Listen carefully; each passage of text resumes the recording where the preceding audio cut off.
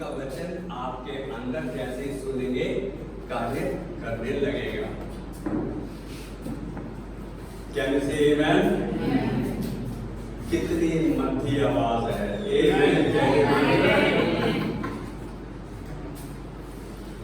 हम इसे कितने ऐसा महसूस करते हैं कि हमें मदद की किसी ना किसी समय जीवन के पहलू में हमें मदद की जरूरत है।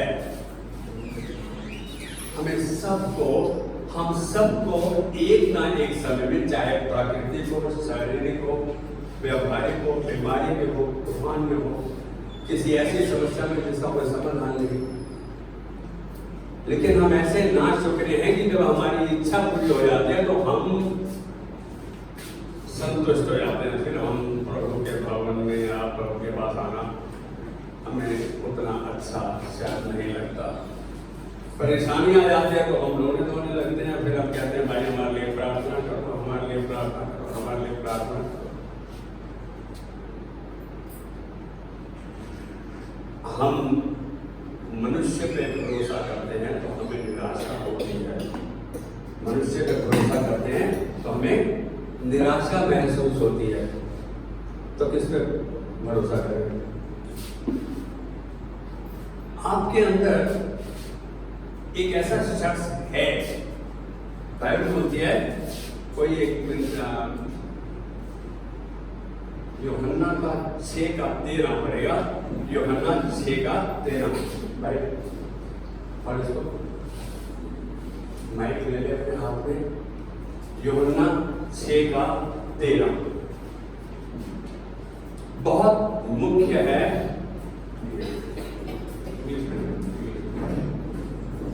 यूहन्ना 6:13 अतः उन्होंने कटोरा और जो 5 रोटियां के टुकड़ों से जो होने वाले। यूहन्ना 6:13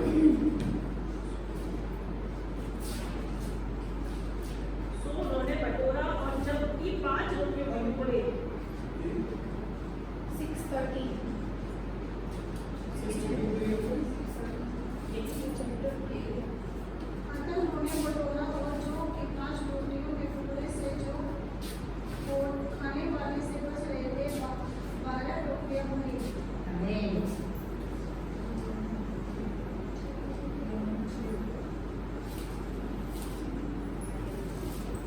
मैं यहाँ जो वचन बांटना चाह रहा हूँ वो वचन ये है, परंतु जब वह कौन है? पवित्र आत्मा, परमेश्वर का आत्मा, अर्थात सच्चाई का आत्मा। कह रहे जब परमेश्वर का आत्मा, जो सच्चाई का आत्मा है, वो आएगा और तुम्हें सारे सच्चाई के मार्ग बताएगा, क्योंकि वह अपनी ओर से नहीं कहेगा, जो कुछ सुनेगा वही कहेगा और आने वाली बातें तुम्हें बताएगा। यूहन्ना 16:13 मैंने 6:13 लिखा 16:13 है। प्लीज यूहन्ना का 16:13 मैं माफी चाहता हूँ। यूहन्ना 16:13 है।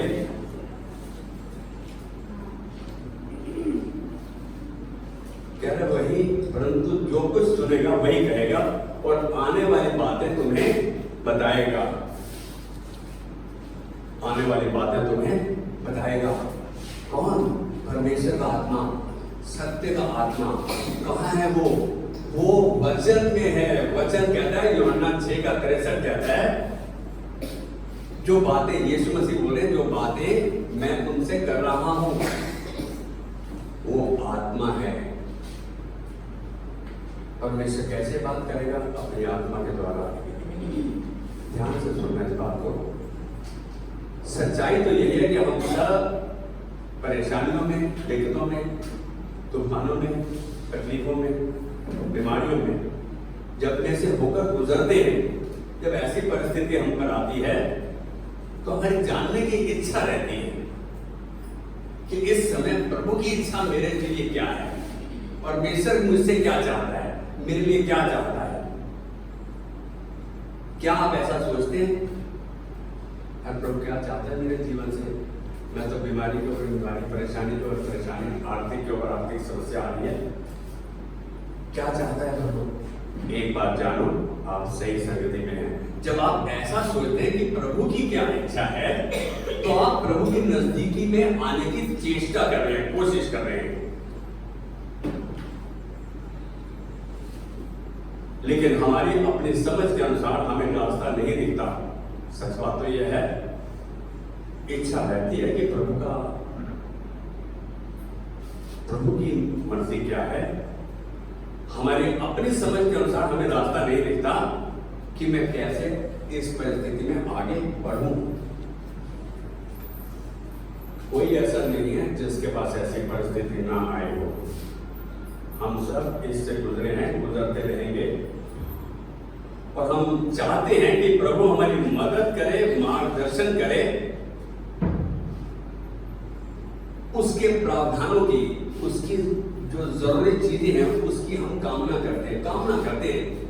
मेरी बात को ध्यान से ना, शब्द में फर्क है। कामना करते हैं, इच्छा करते हैं कि ऐसा प्रभु काश मेरी मदद कर, तेरी इच्छा मेरे पास पूरी हो। और सच्चाई तो यह है कि विश्वासी होते हुए हमें यह जानना और समझना आवश्यक है, जरूरी है। क्या? कि जब हम यीशु को अपना उद्धारकर्ता ग्रहण करते हैं, यीशु को अपने जीवन में आमंत्रित करते हैं, बुलाते हैं, उसको उद्धारकर्ता करके ग्रहण करते हैं, तो वह अनंत काल के लिए हमसे वायदा करता है। अनंत काल के लिए, जिस काल को हम गिन भी नहीं सकते, हमसे वादा करता है कि कुछ भी हो जाए वह हमें कभी नहीं छोड़ेगा। परमेश्वर का वादा है। हम सब जितने यहाँ बैठे हैं, हम सब ने परमेश्वर को स्वीकार किया। प्रभु आज तक मैं अपने हृदय में आमंत्रित करता हूँ, ग्रहण करता हूँ। अब यहाँ इस बात को बाइबल में भी ध्यान से देखें। यूहन्ना 14 का 16 से 18, पहला कुरिन्थियों 3 का 16, 6 का 17, दूसरा कुरिन्थियों 1 का 21-22, 5 का 5, इफिसियों 1 का 13, 4 का 30, पहला यूहन्ना 4 का 2-13। इतने वचनों में प्रभु ने लिखा है कि मैं तुझे कभी छोड़ूंगा नहीं। वादा किया है, मैं तुझे कभी छोड़ूंगा नहीं। तो छोड़ता कौन है? हम जब आरामदाह में आ जाते हैं, हम जब अपने कंफर्ट जोन में आ जाते हैं, हम जब ऐसा महसूस करते हैं अब तो बस सब ठीक है, हम इसको इंग्लिश में कॉम्प्लेसेंट मूड में भी बोल देते हैं। हालांकि आप ऐसी परिस्थिति में जब बीमारियां, परेशानियां आप पड़ जाती हैं, तो आप अकेले, त्यागे हुए, हताश महसूस करते हैं। आज मेरा क्या होगा, अब समय कैसे जाएगा? आप एक अंदाजा लगाओ। एक पहले जमाने में शादी 16-17 साल में हो जाती थी लड़कियों की। सच बात है, बिल्कुल सच बात है। पहले जमाने में ना, शायद मेरी माँ की शादी में ऐसे हुई, लेकिन 24 साल की थी जब हमारे पापा चल बसे। आप अंदाजा लगाओ, 24 साल से लेकर और 93 साल तक हमारी माँ जिंदा रही। आप जीवन कैसे बिताएंगे? कैसे जीवन बिताएंगे? आपके पास कुछ असला नहीं, कोई ऐसा नहीं। और हमारे पापा की डेथ गवर्नमेंट हॉस्पिटल में हुई। बहुत हार्ड वर्किंग थे, लेकिन समय पे खाना नहीं, स्कूल में जा रहे हैं। मैं आज ये बात इसलिए बता रहा हूं कि ऐसी परिस्थिति में कैसा महसूस करेंगे? 24 साल की लड़की का पति चला जाए, कैसा महसूस करेगी? बिना में कैसा महसूस करेगी? दुनिया लुट गई उसकी। हम भी ऐसा महसूस करते हैं। हमारे परिवार में हमारे साथ कोई आर्थिक, भावनात्मक, प्राकृतिक, शारीरिक ऐसी समस्या आ जाती है, हम भी ऐसा सही महसूस करते हैं, अलग महसूस नहीं करते। आज एक बात जानो, जब आप हताश, अकेले, त्यागे में महसूस कर रहे हैं, लेकिन आपको ये जानना जरूरी है कि आप अकेले नहीं हो। मेरी बात को समझ रहे हैं? आप अकेले नहीं हो तो कौन है मेरे साथ है? आप अकेले नहीं हो, पवित्र आत्मा आप में है, परमेश्वर का आत्मा आप में है। मैं इसको आपको सिद्ध करेगा, आप में है। मसीह का जीवन जीने के लिए आपके द्वारा, परमेश्वर का आत्मा आप में है, मसीह का जीवन जीने के लिए आपके अंदर और आपके द्वारा। पहला कोरिन्थियों 3:16 बोलता है, क्या तुम नहीं जानते तुम परमेश्वर का मंदिर हो और परमेश्वर का आत्मा तुम में वास करता है। 3:16, 6 दोनों कहते हैं, क्या तुम नहीं जानते तुम परमेश्वर का मंदिर हो। इसका मतलब ये शरीर जो है परमेश्वर इसमें वास करता है। अब क्या मैं शरीर को पवित्र रखूं, सही रखूं, इसकी सही देखरेख करूं, इसको कौन सा भोजन दूं? यदि आपके शरीर के लिए प्राकृतिक भोजन की आवश्यकता है तो आपकी आत्मा के लिए, जो आत्मा आपके अंदर है, उसको प्रभु के वचन की जरूरत है, वो आपका भोजन है, बहुत जरूरी है। हम शरीर का भोजन 3 बार खाते हैं, आत्मिक भोजन 3 बार खाते हैं। शरीर का भोजन खाने में कितना समय लगता है हमारा बनाने में? आत्मिक भोजन के लिए क्या तैयारी होती है आपने? कोई होती है? हम सब 5-7 मिनट में प्रार्थना खत्म करके बाद प्रभु मैं रात को तक गया, सवेरे तेरे साथ नहीं करूंगा, तेरा धन्यवाद है, भूल जाते हैं किसके साथ आपका रिश्ता बनेगा, जिसके साथ आप समय बिताते हैं, जिसको जानने की कोशिश करते हैं, समझने की कोशिश करते हैं। पति पत्नी का रिश्ता सबसे पाक, सबसे अच्छा और सबसे नजदीकी माना गया है, इंग्लिश में इंटीमेट रिलेशनशिप। ऐसा ही रिश्ता क्या आपका प्रभु के साथ है? झांक के देखो, आपको शायद सच्चाई महसूस हो जाएगी। आप अपने आप में कहोगे नहीं प्रभु मेरा रिश्ता है। पवित्र आत्मा आप में है, मसीह का जीवन जीने के लिए आपके द्वारा, वह आपकी मदद के लिए, आपके परिस्थिति का सामना करने के लिए, परमेश्वर जयवंत जीवन जीने के लिए, चुनौतियों का सामना करने के लिए आपके साथ है। इसका मतलब वो हर परिस्थिति में आपके साथ है। अब ये बात तो मुझे पता ही नहीं है आप कौन है, वो आपके साथ है। यदि यूहन्ना 16:13-14 देखिए, वह तुम्हें हर सच्चाई में तुम्हारी सहायता करेगा। हर सच्चाई में, सच्चाई क्या है? प्रभु का वचन सच्चाई है। आप दाऊद को देखो, दाऊद परमेश्वर के हृदय का व्यक्ति कहा गया। दाऊद को प्रभु का वचन बहुत पसंद था। एक पुस्तक भजन संहिता दाऊद की लिखी हुई, और दाऊद का चरित्र पहला राजा, दूसरा राजा, पहला इतिहास, दूसरा इतिहास, उसमें देखिए परमेश्वर के हृदय का व्यक्ति। दाऊद भी आपके और मेरी तरह परेशान कर रहा, लेकिन दाऊद इस हद तक आ गया, उसको पता लगा कि प्रभु के बगैर मेरा गुजारा नहीं, उसके बिना मैं नहीं जी सकता। इतना नजदीकी में आ गया कि परमेश्वर ने, ऐसा नहीं कि उसने गलतियां नहीं की, वो इतना नजदीकी में आ गया कि परमेश्वर के स्तुति आराधना के गीत लिखे उसने, भजन संहिता सारा तकरीबन दाऊद की। आज एक बात बोलूं, आप किसी दिल से प्रशंसा कर सकते हैं, किसकी उपासना कर सकते हैं, किसकी स्तुति आराधना कर सकते हैं, जो सब कुछ कर सकता है, जो सब कुछ कर सकता है। आज हमारे पास परमेश्वर ने वो हेल्पर, वो सहायक, वो मददगार दिया है। अब मैं आपको दिखाऊंगा कि कैसे हमारी मदद कर सकता है, कैसे मदद करता है। वह तुम्हें सब सच्चाई के बारे में तुम्हारी सहायता करेगा और सच्चाई में तुम्हारी अगुवाई करेगा, तुम्हारा हाथ पकड़ के लेके चलेगा। यदि ध्यान से देखो, वचन में होता है, कहे कि मैंने तुझे चुना है, तू मेरा दास है, मैंने तुझे तजा नहीं, ये शायद 40 में देखो, 47 में तो लव लेटर बोलते हैं, कह रहे हैं मैं तेरी सहायता करूंगा, तुझे दृढ़ करूंगा, अपने धर्म में हाथ से तुझे संभाले रहूंगा। 40 का 4 में पड़ेगा ना, ये शायद 40 का 4 46 का 4। ध्यान से देखना हम क्या महसूस करते हैं। मैं भी कभी कभी ऐसा महसूस किया, लेकिन अब मुझे मालूम है, एक दिन तबीयत बहुत खराब थी तो परमेश्वर बोला धन्यवाद का बलिदान चढ़ा। धन्यवाद क्या है मुझको, आप ढीले हो, आपका तबीयत खराब है, आप क्या करोगे, तो क्या करोगे, कैसा महसूस करते हो।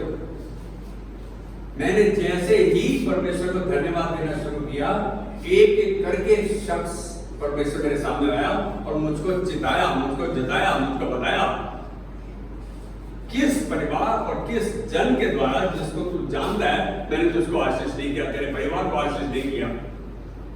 हम तो धन्यवाद का बलिदान क्या समझते हैं। एक चीज दाऊद को परमेश्वर को बहुत आती थी। दाऊद को अपने भजन में 50 के 14 में लिख रहा है कि परमेश्वर को धन्यवाद ही का बलिदान चढ़ा और परम प्रधान के लिए अपनी मन्नतें पूरी कर। इसका मतलब जो उसने कहा उसका कहना मान। हम बोलते करो मैं तेरा कहानी मान लो, तू मेरी प्रार्थना सुन ले, तू मेरा काम करा दे, तू बस मेरा काम कर दे। हम तो सिर्फ कॉर्पोरेशन का क्लर्क बना दिया। क्या समझते हैं परमेश्वर को हम? अरे वो सारी मदद करना चाहता है। कोई ऐसा क्षेत्र नहीं जो वो जिसमें वो हमारी मदद नहीं करना चाहता, कोई ऐसा काम नहीं जो हमारे नहीं करेगा। 46 का 4 पढ़ जाओ। और हर एक चढ़ाई बढ़ती जाए और हर एक पहाड़ और पहाड़ी गिरा दी जाए। हाँ। जो टेढ़ा है वह सीधा और जो ऊंचा नीचा है वह चौरस किया जाए। 46 का पढ़ो, 46 का पढ़ो। तुम्हारे बुढ़ापे में भी मैं वैसा ही बना रहूंगा और तुम्हारे बाल पकने के समय तक तुम्हें उठाए रहूंगा। अरे भाई कह रहे हैं बुढ़ापे में तेरे साथ रहूंगा, तेरे बाल जब सफेद हो जाएंगे, पक जाएंगे, तेरे को उठाए रहूंगा, तब भी तुम्हें उठाए रहूंगा। परमेश्वर हमारे को अंत तक आगे बढ़ देगा। मैंने तुम्हें बनाया और तुम्हें लिए फिरता रहूंगा। अरे भाई मैं तुम्हें बनाया है, ऐसे लिए चलूंगा तुम्हें। परमेश्वर हमसे वादा कर रहा है कि कुछ भी हो जाए तुम मेरे साथ चलो, मेरा कहा जानो, मेरा कहा मानो, मैं अंत तक तुम्हारे साथ है। मुझे कई बार प्रभु ने महसूस करा मैंने तुझे गोदी में उठा रखा है, रात को मैं सोता हूं मेरी गोदी में रहता है। अरे कितनी बड़ी बात है कि आपको किसी ने संभाला हुआ है। बच्चा माँ की गोदी में कितना सुरक्षित महसूस करता है। माँ खाली उसके ऊपर हाथ रख देती है तो उसकी गर्मी उसको उसकी सुरक्षा का कारण बन जाती है। और परमेश्वर की जोड़ी में आप हो और क्या चाहिए। अरे बहुत जरूरी है परमेश्वर के साथ आपका नाता, आपका रिश्ता, आपका संबंध बहुत अच्छा होना चाहिए। क्या है वो हमारी सहायता करेगा और हमारी अगुवाई करेगा। पवित्र आत्मा कैसे आपको निर्देश देगा, आज्ञा देगा और कैसे आपकी मदद करेगा। वह इस तरह आपकी सहायता करता है। किस तरह? पहली चीज प्रैक्टिकल में भी। प्रैक्टिकल को हिंदी में क्या बोलते हैं बताएगा? व्यवहारिक रूप में। जैसे व्यवहार में मैं कहूंगा कि मेरा नाम का ऑपरेशन था, बॉबी, इसकी बीवी बेटी और उसका बेटा जो ये तीनों मेरे साथ थे। सब मतलब व्यवहारिक रूप में परमेश्वर इनके द्वारा कार्य कर रहा था। सवेरे से लेकर रात तक, हॉस्पिटल पहुंचने से लेकर हॉस्पिटल से वापस घर आने तक कह रहे मैं बिल्कुल प्रैक्टिकल वे में तेरी मदद करेगा। पवित्र आत्मा आने वाले खतरों से चेतावनी भी देता है। आने वाला खतरा आ रहा है उसमें आपको चौकन्ना करता है, चेतावनी देता है और आपको सफलता के मार्ग के लिए तैयार भी करता है। देखो चेतावनी भी देता है, सफलता के मार्ग के लिए तैयार भी करता है। उसे मालूम है कि आपको सामर्थ्य, बुद्धि और उत्साह की कितनी आवश्यकता है। प्रयोजन के अलावा मुझे पैसे चाहिए, इसके अलावा आपको सामर्थ्य की भी जरूरत है, आपको अगुवाई की भी जरूरत है, आपको बुद्धि की भी जरूरत है प्रावधान के अलावा। पर्सनल वे में, पहला तो था प्रैक्टिकल वे में, दूसरा पर्सनल वे में, व्यक्तिगत रूप में। मैंने कई बार राहुल को शायद देखा, टेलीफोन किया, और जब भी उसको बोला अरे यहाँ कौन चाहिए, पहुंचा, क्या मैं प्रभु के इस करुणा को जो प्रभु ने इसके द्वारा दर्शाई को भूल जाऊं कलीसिया के बंदों के लिए? क्यों हम एक दूसरे के बारे में जानना ही नहीं, क्यों एक दूसरे के बारे में नहीं सोचते, क्यों एक दूसरे के बारे में प्रार्थना नहीं करते, क्यों एक दूसरे के बारे में संवेदनशील नहीं है हम? Why are we not sensitive towards one another? पहली चीज थी कि परमेश्वर व्यवहारिक रूप से हमारी मदद करता है, दूसरा है कि वो व्यक्तिगत रूप में, यहां पर्सनल। अब पवित्र आत्मा है, खाली एक बात ध्यान में रखो, वो बिल्कुल व्यक्तिगत रूप में आपकी मदद करता है, वह आपके अंदर रहता है। पवित्र आत्मा आपके अंदर रहता है और आपसे भी बेहतर आपको जानता है। आप अपने आप को नहीं जानते, वो आपको ज्यादा जानता है, क्योंकि वो आपके अंदर रहता है। हम कई बार बहुत कुछ नहीं जानते, लेकिन वो सब कुछ जानता है कि कैसे आप मसीह की रूपरेखा में बढ़ सकते हैं, आप परमेश्वर की नाई कैसे आगे बढ़ सकते हैं, यीशु मसीह की तरह कैसे बढ़ सकते हैं, और आपकी मदद करता है वैसा बनाने में जिस मकसद से परमेश्वर ने आपको रचा है, बिल्कुल वैसा बनाना चाहता है। और वो एक बात बोलूं, मैंने क्या कहा था, हम किसी का कहना नहीं मानेंगे, परमेश्वर का यहाँ परमेश्वर कह रहा हूं, हमारा कौन मानेगा? हम एक दूसरे के साथ सहमति में आए, कोशिश करें, एक दूसरे की मदद करें। आज कोई इतना गरीब नहीं है जिसके पास कल के लिए खाना ना हो। हम सबके पास घरों में खाना उचित मात्रा में उपलब्ध है, क्योंकि हमको हमारा पड़ोसी आ जाए कुछ मांगने के लिए, टमाटर क्या भाव चल रहे हैं आजकल? सारी औरतें बैठी, क्या भाव चल रहे हैं? 80 रुपए। इसके पास आ जाए 4 टमाटर ले लो, बोले से बना कर देते, टमाटर है नहीं वाला, हम एक मिनट लगाते बना कर देते, क्या हमारे सब्जी कैसे बनेगी सर? क्या हम उस समय बोलते हैं मेरे पास 3 है तो तीनों ले लो, बोलते हैं? नहीं बोलते ना? एक बच्चा सच बोल रहा है, परमेश्वर का वचन कहता है 2, कोई तुम्हारे दर्जे में खटखटा रहा है, वो आया है, वो ये आशा लेके आया कि मैं दरवाजा खटखटाऊंगा, मेरे लिए द्वार खोला जाएगा, मेरे से पूछेंगे मैं कैसे तुम्हारी मदद करूं। जब आप देते हो 2 तो तुम्हें दिया जाएगा, तुम 2 नहीं मिलेगा तो जाते रहो हल्ला, और मैं तेरे से प्यार करता हूं, मैं तेरा कहना मानता हूं। कहाँ मानते हो? कहना ही तो नहीं मानते। यहां साफ दिख रहा है कि परमेश्वर हमारी व्यवहारिक रूप में मदद करता है, हमारे व्यक्तिगत रूप में मदद करता है, और तीसरा वो हर समय उपलब्ध है, अवेलेबल है, ऑलवेज अवेलेबल। अरे भाई, अवेलेबल का मतलब जैसे उपलब्ध, वस्तु विशेष जैसे आपको उपलब्ध रहती है, आपके साथ रहती है, वैसे है वो। 24 घंटे 365 दिन हर पल पवित्र आत्मा आपके लिए हाजिर है, उपलब्ध है, क्योंकि आप परमेश्वर के साथ रिश्ता बनाने में, उसकी बात को जानने में, उसके मानने में इच्छुक ही नहीं हो तो आप कैसे उसकी मदद लोगे? वो जेंटलमैन है, एकदम जेंटलमैन है, एकदम बड़ा अच्छा, आप उससे कहोगे तो आपके लिए कार्य करेगा। आप कहो पवित्र आत्मा मेरी मदद कर, मेरे बस का नहीं दिख रहा, मुझे तेरी मदद की आवश्यकता है। तूने कहा मांगो तो तुम्हें दिया जाएगा, खटखटाओ तो तुम्हारे लिए खोला जाएगा, ढूंढो तो तुम पाओगे। हम क्या रोजाना सवेरे उठकर 1-1.5 घंटा या कुछ समय, पहला समय परमेश्वर को देते?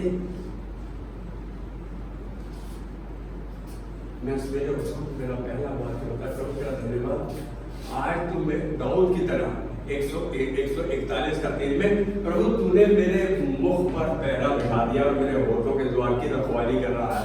मैं दाऊद के साथ मिलकर इस बात को कह रहा हूं, प्रभु मेरे मुख पर पहरा बिठा और मेरे होठों के द्वार की रखवाली कर। जब परमेश्वर आपका पवित्र आत्मा आपके मुख के द्वार पर आपकी रखवाली करता है ना, तो कोई अनुचित शब्द आपके मुख से नहीं निकलेगा। आप दूसरे के लिए सांत्वना का, सामर्थ्य का, मदद का कारण बन जाएंगे। वो 24 घंटे 365 दिन आपके साथ उपलब्ध है, अवेलेबल है। वह कभी नहीं सोता। आप सो जाते हो, वो नहीं सोता। मुझे साफ कर जाए कि मैं तुझे गोदी में उठाया हूं। I am holding you in my hands. कितनी बड़ी बात है।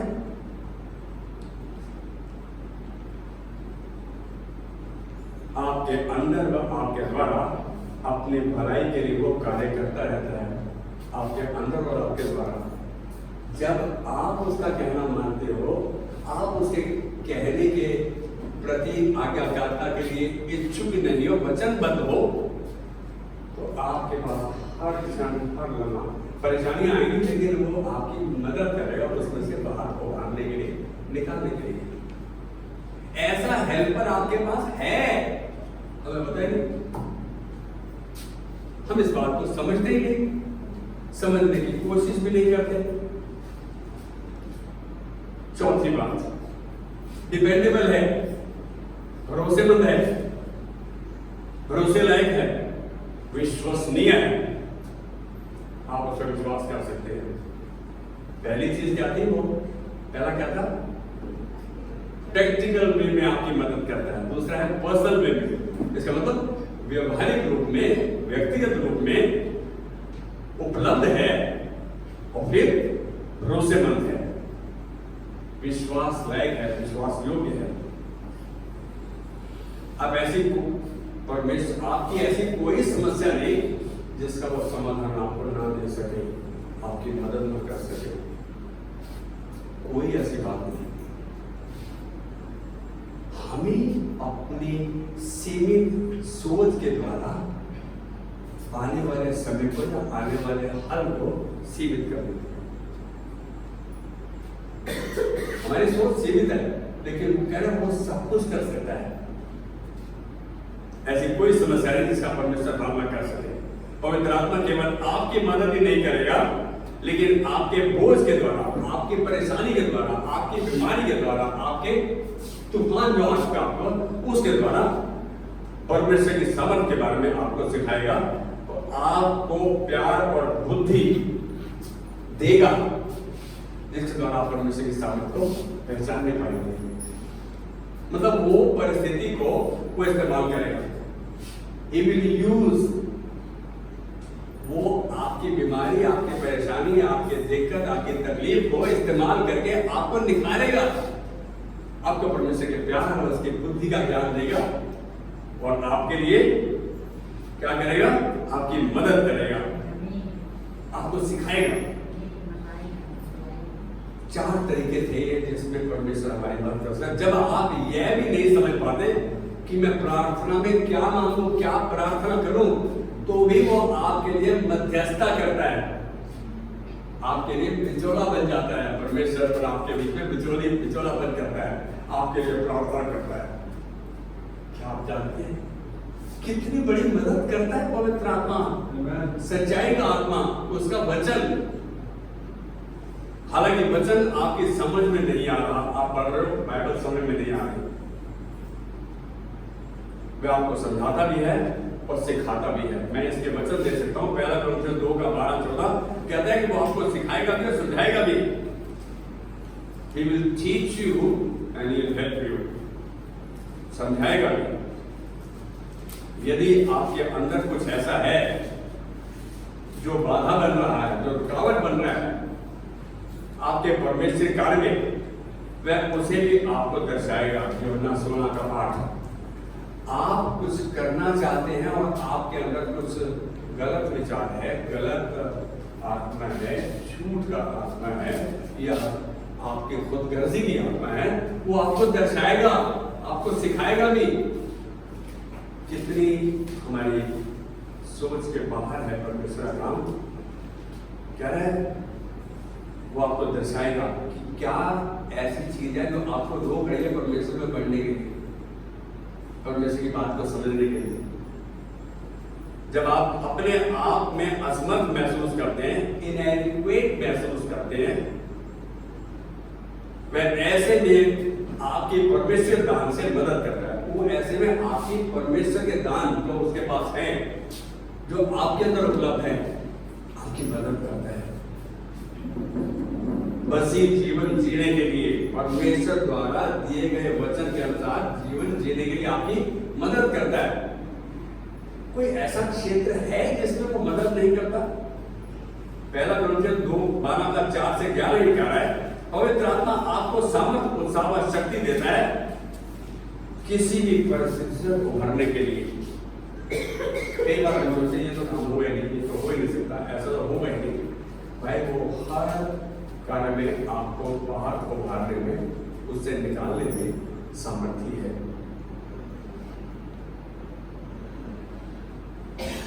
आप इस बात को देखना चाहते हैं, रोमियो 5:3-5 में ये बात दर्शाई गई है। इसलिए पवित्र आत्मा को खेदित ना करो, रोको नहीं। परमेश्वर का वचन यदि आपको कुछ करने के लिए कह रहा है तो कर दो, विलंब नहीं करो।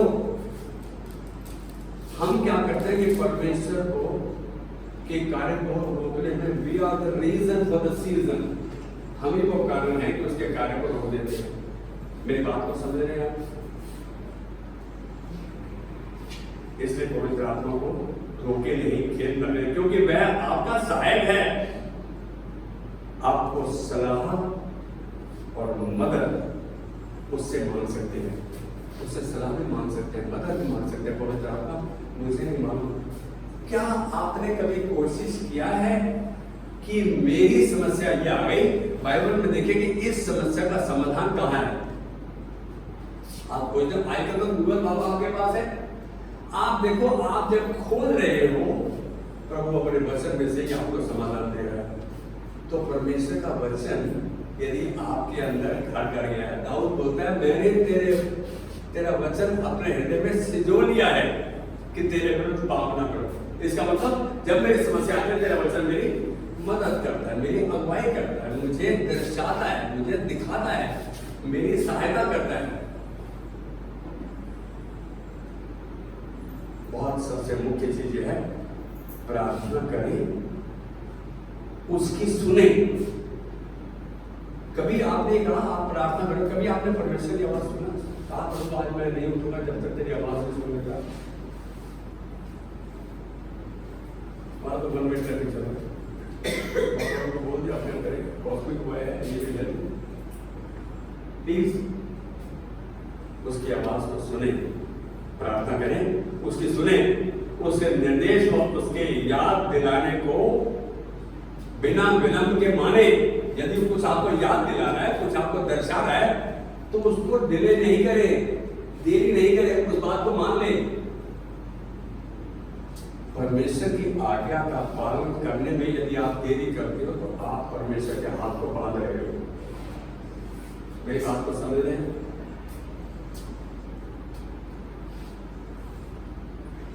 झूठ कौन कौन बोलता है?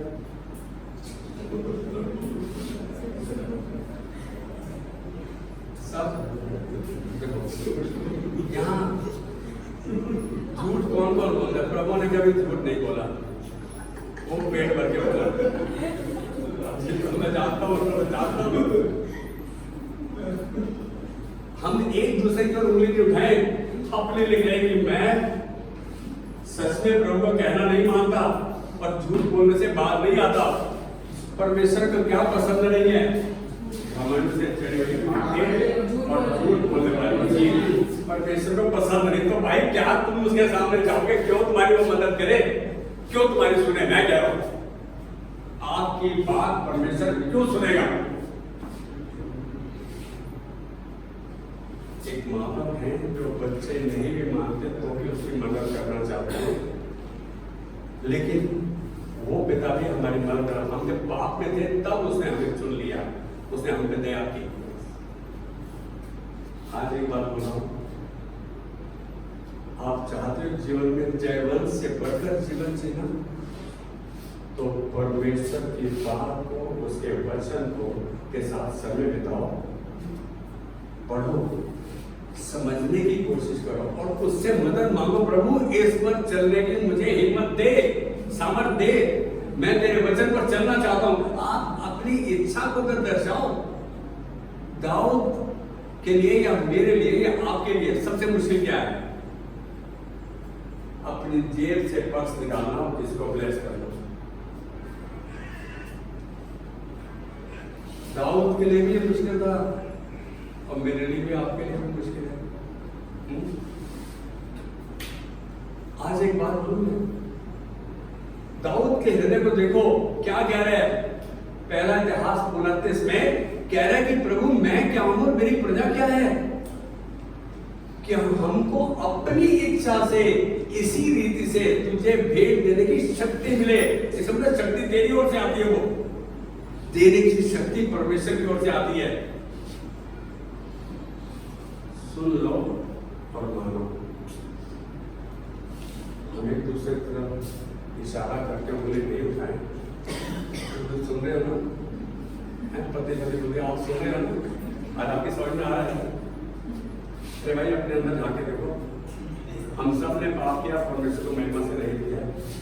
हम सब ऐसे करते हैं, ये भूल जाते हैं कि 4 और 3 उंगलियां मेरी तरफ पॉइंट कर रही है। सबसे ज्यादा गलती किसकी है? मेरी। मैं आज ये कह रहा हूं, हम चाहते हैं प्रभु हमारी सुने, तो हम उसकी सुने। मैं इसका वचन, आखिरी वचन ले रहा है, ये वाली इशारा 1:19, यदि तुम आज्ञाकारी होकर मेरी मानो।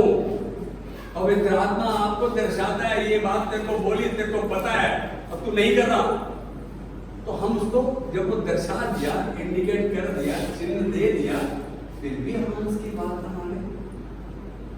हम चाहते हैं मैं यहाँ जा रही हूँ, मैं यहाँ जा रहा हूँ, प्रभु मेरी मदद करे, मेरे लिए प्रार्थना करता हूँ। अपने अंदर एक बार झांक कर तो देखो कितना झूठ बोल रहे हो। और उनका तेरा कहना मानूंगा और फिर नहीं मानते। परमेश्वर ने चोर और लुटेरा किसको बोला? किसको बोला? हम सबको। कहते तुम नहीं, तुम्हारे बाप दादा तक चोर और लुटेरे रहे हो, मुझको लुटा तुमने। परमेश्वर ने इस बात की पुष्टि मलाकी के 3 अध्याय 5वीं आयत में की ही कही।